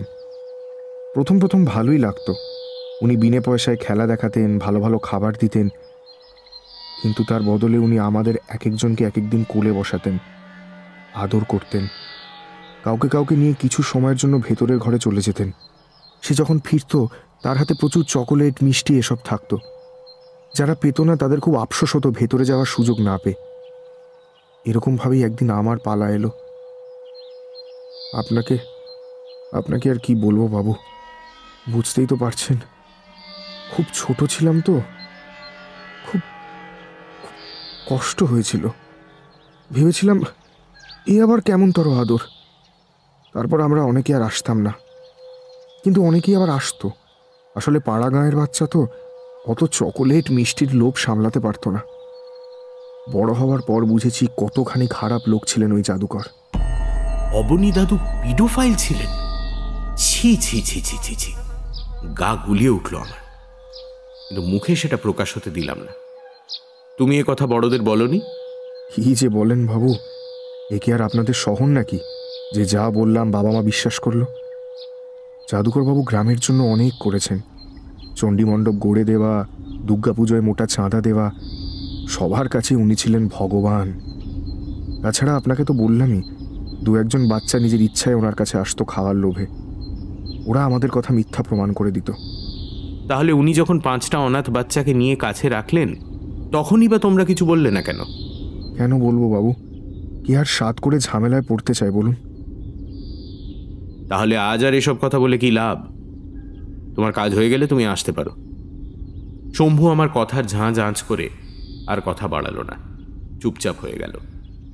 আমি সময় নষ্ট না করে চিলেকোঠায় ভাঙা দেওয়ালটার সামনে উপস্থিত হলাম। ভাঙা অংশটা দিয়ে পা বাড়ালাম ভেতরের দিকে। পায়ের তলায় সেই লোহার সিঁড়ি। আমার পা কাঁপছিল। মনে মনে চাইছিলাম আমার দেখা গতকালের সব কিছু যেন ভুল হয়, তবে হৃদয়ের গভীরের কোনো এক অন্তঃস্থল থেকে একটা বার্তা আসছিল। তাতে বুঝছিলাম কিছুই ভুল না। যা কিছু দেখেছি আর বুঝেছি সব সত্যি। সিঁড়ি দিয়ে নামতে নামতে একটা জিনিসই বুঝতে পারলাম, যে এই ভূগর্ভস্থ ঘরটা এই বাড়িরই অংশ, অথচ বাড়ির একতলা দিয়ে এখানে ঢোকার কোনো পথ নেই। বিশেষভাবে ছাদের চিলেকোঠা থেকেই যাতায়াতের পথ তৈরি করা হয়েছে। তাহলে কি অবনী দাদুর পিতামহ অক্ষয়চরণ এই ঘরটা সত্যিই তাঁর কোনো তন্ত্রচর্চার জন্য তৈরি করিয়েছিলেন? পরবর্তীকালে অবনী দাদু বাচ্চাগুলোকে তাদের অবাধ্যতার শাস্তি হিসেবে এখানে আটকে রেখেছিলেন। অবাধ্যতা মানে নিশ্চয়ই অবনী দাদুর নোংরা আচরণে সায় না দেওয়া। পুরো ছবিটা আমার সামনে পরিষ্কার হয়ে আসছিল। বাচ্চাগুলো এখানেই হয় এই অত্যাচার সহ্য করতে না পেরে, অথবা দিনের পর দিন এরকম বদ্ধ জায়গায় বন্দী হয়ে থাকতে থাকতে মানসিক ভারসাম্য হারিয়ে কুয়োতে ঝাঁপ দেয়। অবনী দাদু এতটা ভাবতে পারেননি। পরে যখন দেখলেন বাচ্চাগুলো আর বেঁচে নেই, তখন উনি এখানে ঢোকার পথ চিরতরে বন্ধ করে দেন দেওয়াল তুলে। সম্ভবত দেওয়াল তোলার কাজটা উনি নিজেই করেছিলেন। আর পরে নকল দরজার সিঁড়ি তৈরি করানোর সময় এই দেওয়ালগুলো দরজা বানিয়ে সিমেন্ট করে বন্ধ করে দেন। রঞ্জুর বলা কথাগুলো মনে পড়ছিল। এই পুতুলগুলোর কথা বলছিল, যেগুলোর কথা আমি লাইব্রেরিতে খবরের কাগজের রিপোর্টে পড়েছিলাম। অবনী দাদু নাকি পুতুলগুলোকে ভয় পেতেন। তাহলে কি পুতুলগুলো তিনি নিজে তৈরি করাননি? ছেলে মেয়েগুলোর মৃত্যুর পর কোনো অলৌকিক উপায়ে ওগুলো এসেছিল দাদুর কাছে? তাহলে কি ওরাই দাদুকে বাধ্য করেছিল ওদের দিয়ে খেলা দেখাতে? আর মৃত্যুর পরেও দাদুর আত্মা সম্ভবত ওর আয়নাঘরে আটকে আছে, মুক্তির জন্য চিৎকার করে ফেরে সারা রাত। বুক চিরে একটা দীর্ঘশ্বাস বেরিয়ে এলো। কিছুই আর নিশ্চিত করে জানা সম্ভব নয়। আমি বড়জোর অনুমান করতে পারি আর অঙ্ক মিলিয়ে নিতে পারি। সিঁড়ি থেকে নেমে প্রথম ঘরের মেঝেতে দাঁড়িয়ে ভাবছিলাম এত কিছু। এবার এগোলাম ভেতরের ঘরের দিকে। বলছি বটে ঘর, কিন্তু এটা ঠিক ঘর না। কুয়োতলাকে যদি মাথায় ছাদ আর চারিদিকে দেওয়াল দিয়ে ঘিরে ফেলা হয়, তবে যেমনটি হয় ঠিক তেমনটি। গতকাল এখানেই ছেলেমেয়েগুলোকে নানা অবস্থানে ছড়িয়ে ছিটিয়ে বসে দাঁড়িয়ে থাকতে দেখেছিলাম। আজ পুরো জায়গাটাই ফাঁকা। আমি ভূতগ্রস্তের মতো এগিয়ে গেলাম কুয়োর দিকে। কুয়োর পিছনের কাঠের স্তম্ভের মাঝামাঝি জায়গায় কালো হয়ে শুকিয়ে আছে যে দাগটা, সেটার উপর ধুলোর পুরো আস্তরণ সত্ত্বেও আমি বুঝতে পারছি ওটা সেই মেয়েটার কপাল থেকে ঝরে পড়া রক্তের দাগ। কুয়োর মুখটা মাকড়সার জাল আর গা থেকে গজিয়ে ওঠা আগাছায় ভরা। কাল এগুলো দেখেছিলাম বলে মনে করতে পারছি না। হাত দিয়ে টেনে টেনে সেগুলো ছিঁড়ে ফেলার পর কিছুটা পরিষ্কার হলো কুয়োর মুখটা, কিন্তু বড্ড অন্ধকার ভেতরটা, কিছুই বোঝার উপায় নেই। আমি ঝুঁকে পড়লাম। যত দূর চোখ যায় দেখার চেষ্টা করছিলাম, কিন্তু দেখতে পাচ্ছিলাম না। আমি কেমন যেন উন্মত্ত হয়ে উঠলাম ভেতরটা দেখার জন্য। কেমন একটা জেদ চেপে গেল। কুয়ো থেকে চোখ না সরিয়েও বুঝতে পারছিলাম কারা যেন এসে দাঁড়িয়েছে আমার পেছনে। তারাও আমার কাঁধের পাশ দিয়ে উঁকি মেরে দেখার চেষ্টা করছে তাদের পার্থিব দেহের অবশেষটুকু এখনো পড়ে আছে কিনা সেখানে। হঠাৎ আমার পা দুটো আর মাটির স্পর্শ পেল না। আমি হুমড়ি খেয়ে পড়লাম কুয়োর ভেতরে। পড়ছি তো পড়ছি, আমার মন ততক্ষণে অস্থির হয়ে উঠেছে কুয়োর একদম নিচটা দেখার জন্য। আমি যে পড়ে যাচ্ছি তাতে আমার কোনো ভয় করছিল না, উদ্বেগ ছিল কেবলের শেষ জানার। অবশেষে ঝপ করে পড়লাম জলের মধ্যে। একটু হাবুডুবু খেয়ে উঠে দাঁড়ালাম। কুয়োতে এখন আর জল বেশি নেই। আমার কোমর পর্যন্ত ডুবে আছে যে জিনিসটায়, এটা জল কম, থকথকে কাদাই বেশি। আমার মাথা পর্যন্ত দুর্গন্ধময় পাঁকে মাখামাখি। আমি পাগলের মতো হাতড়াচ্ছিলাম পাঁকের মধ্যে। ওদের কঙ্কাল এখানেই থাকার কথা। আমাকে ওদের উদ্ধার করতেই হবে, ওদের সৎকারের ব্যবস্থা করতে হবে। বেঁচে থাকতে যে বাচ্চাগুলো প্রবল যন্ত্রণা নিয়ে বেঁচেছে, মৃত্যুর পর ওদের আত্মা যাতে শান্তি পায় সেই ব্যবস্থা করব আমি। আচমকা একটা কথা মনে হলো, এমনও তো হতে পারে বাচ্চাগুলো যখন ঝাঁপিয়ে পড়েছিল এই কুয়োতে তখনও এতে বেশি জল ছিল না। ওরা ডুবে মারা যায়নি, মারা গেছে দিনের পর দিন এই কুয়োয় বন্দি থেকে, খাবারের অভাবে, জল কাদায় আধডোবা অবস্থায়। শিউরে উঠলাম আমি। তা যদি হয় তবে কি ওরা বাঁচার জন্য চিৎকার করেনি? আর অবনী দাদু নিশ্চয়ই শুনেছিলেন ওদের মরণ চিৎকার। তবুও উনি ওদের বাঁচানোর চেষ্টা না করে উল্টে দেওয়াল তুলে বন্ধ করে দিয়েছিলেন ওদের পৃথিবীতে ফেরার পথ। চিরকালের জন্য চাপা পড়ে গিয়েছিল ওদের গলার স্বর। শিউরে উঠলাম। আমি কাঁদছি, আমার গলা রুদ্ধ হয়ে আসছে। আমি শুনতে পাচ্ছি আমার সঙ্গে গলা মিলিয়ে ওরাও কাঁদছে, ফোঁপাচ্ছে। আমার আশপাশের ঘন কালো কাদা জল থেকে একে একে উঠে দাঁড়ালো 5টা মূর্তি। মাথা থেকে বুক পর্যন্ত কালো কাদায় লেপ্টে আছে। বুকের নিচ থেকে জলের তলায়, মাথার চুলেও কাদা। শুধু সাদা চোখগুলো অন্ধকারে জ্বলজ্বল করছে। আমার হাত বাড়ানো দূরত্বে দাঁড়িয়ে মুখ হাঁ করে ওরা একঘেয়ে স্বরে কোরাসের মতো চিৎকার করে চলেছে, কিন্তু আমার মনে হচ্ছে যেন বহু দূর থেকে ভেসে আসছে ওদের গলা, যেন অনেকগুলো কাঁচের দরজা পেরিয়ে আমার কানে পৌঁছচ্ছে শব্দটা। ওদের হাঁ মুখের ভেতরে মহাশূন্যের অন্ধকার। ওরা হাত বাড়িয়ে দিয়েছে আমার দিকে, আমিও দুহাতে গিয়ে দিলাম। একে একে 5টা হাতকে ধরে ফেলেছি আমি আমার দুহাতের মধ্যে। হঠাৎ হাতগুলো পরিণত হলো কঙ্কালে। আমার অনুভূতি জানালো আমি যা খুঁজছিলাম তা পেয়েছি, কিন্তু আমি উঠবো কিভাবে? আকস্মিকভাবেই আমার বুকের ভেতরে একটা ভয়ের সঞ্চার হলো। আমিও ওদের মতোই চিরদিনের মতো আটকে পড়বো না তো এই কুয়োয়? এতক্ষণ ফেরার চিন্তা আমার মাথায় আসেনি। এবার ছটফট করে উঠলাম বাইরের পৃথিবীতে ফেরার জন্য। আস্তে আস্তে কঙ্কালগুলোকে ছেড়ে দিলাম হাত থেকে। আমি এখান থেকে বেরিয়ে ওদের সৎকারের ব্যবস্থা করব, তবে তার জন্য আমাকে আগে বেরোতে হবে। হাতড়ে বেড়াতে শুরু করলাম কুয়োর দেওয়াল। কোথাও কোনো খাঁজ নেই, ওঠার মতো উপায় নেই। আমার কপালে ঘাম দেখা দিল। হাঁপাতে হাঁপাতে কুয়োর অপরিসর ব্যাসের মধ্যে ইঁদুরের মতো ছুটে বেড়াতে লাগলাম। কুয়োর মধ্যে অক্সিজেনের অভাব বোধ হচ্ছে। আমি জ্ঞান হারাচ্ছি। এখানে পড়ে গেলে এই কাদা জলে ডুবেই মরে যাব। জ্ঞান হারানো চলবে না কোনো মতেই, কিন্তু মাথাটা কেমন ঝিমঝিম করছে, চোখ অন্ধকার।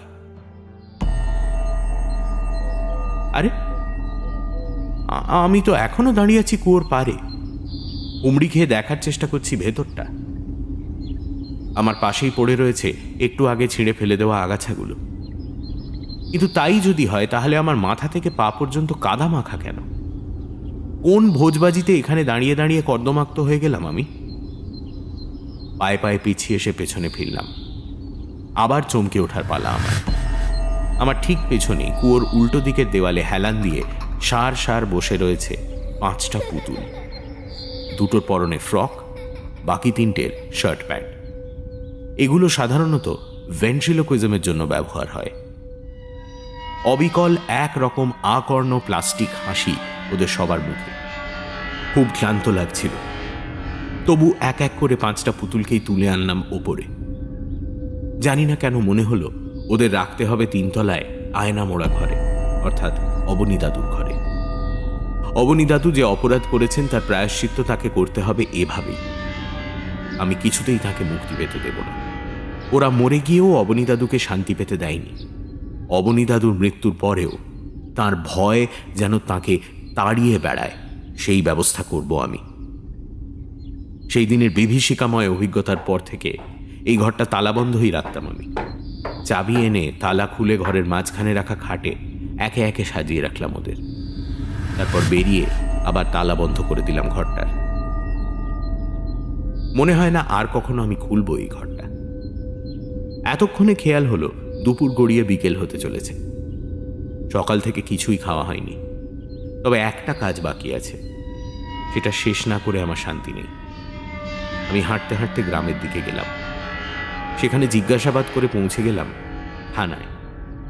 বড়বাবুকে সব খুলে বললাম। অবশ্যই যতখানি তার পক্ষে বিশ্বাসযোগ্য হবে ততটাই। বাড়িঘর পরিষ্কার করাতে গিয়ে আমি চিলেকোঠায় একটা দরজা আবিষ্কার করেছি। তারপর তার পেছনে দেওয়াল দেখে কৌতূহলবশত সেটা ভেঙে একটা গোপন কুঠুরি পেয়েছি।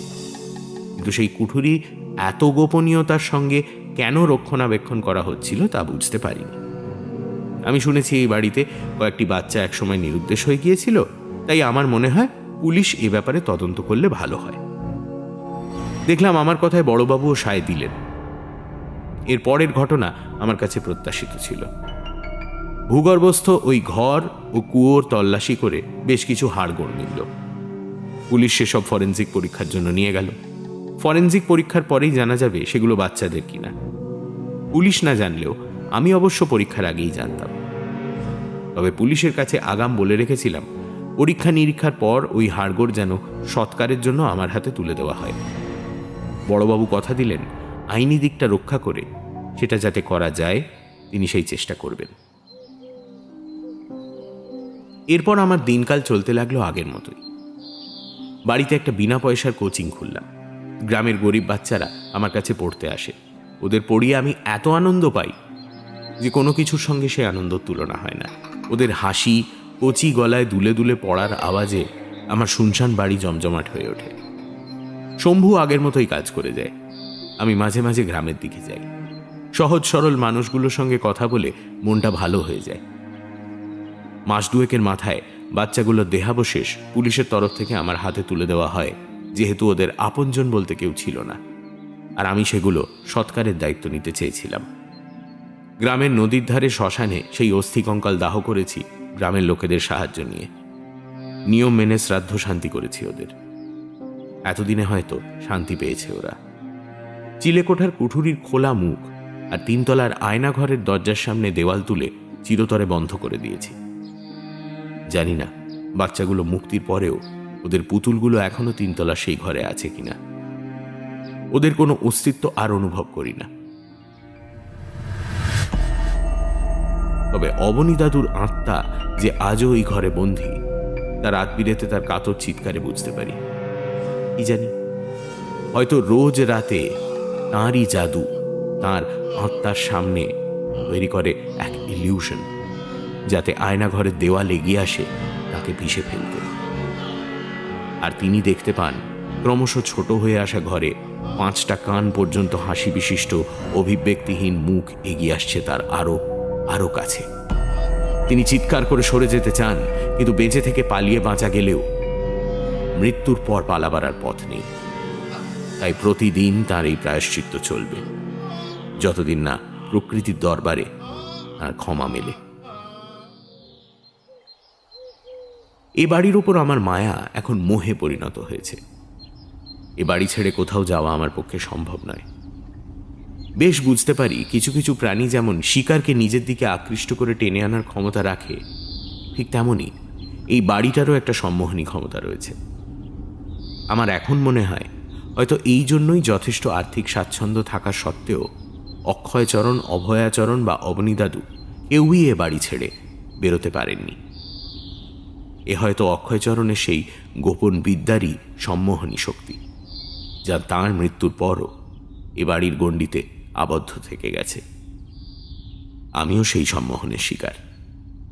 তবে তাই যদি হয়, তবে আমি এই সম্মোহন উপভোগ করি। আমার বাবা মায়ের পর আর কেউ আমাকে এত ভালোবাসেনি, আমিও কাউকে এত ভালোবাসিনি। তাই এখানে আমি খুব সুখী। বাইরের পৃথিবী থেকে ধীরে ধীরে যদি মুছে যায় আমার নাম, তাহলেও আমি নিজের এই পৃথিবীতে রাজার মতো বেঁচে থাকব, বেঁচে থাকতে আর মৃত্যুর পরেও।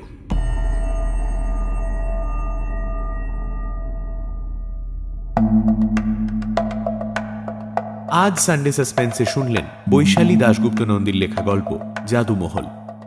অবনীচরণ ঘোষালের চরিত্রে দেবজ্যোতি ঘোষ, বাসনলা দীপ বসু, পুতুল মোহর, রঞ্জু শায়ক আমান, শম্ভু অগ্নি, শ্যামলবাবু শঙ্করী প্রসাদ মিত্র। গল্পের কথক, সূত্রধার এবং পর্ব পরিচালনায় আমি দীপ। বিশেষ সহযোগিতায় গোধূলি। ধ্বনি পরিকল্পনা সৌম্য এবং শুভ। শঙ্করী প্রসাদ মিত্র শব্দগ্রহণ, Abhijnan Mitra. Poster design join the dots. শেষ হল বৈশালী দাশগুপ্ত নন্দীর লেখা গল্প জাদুমহল। সামনের সপ্তাহে আরও একটি রোমাঞ্চকর গল্প নিয়ে হাজির হবে সানডে সাসপেন্স।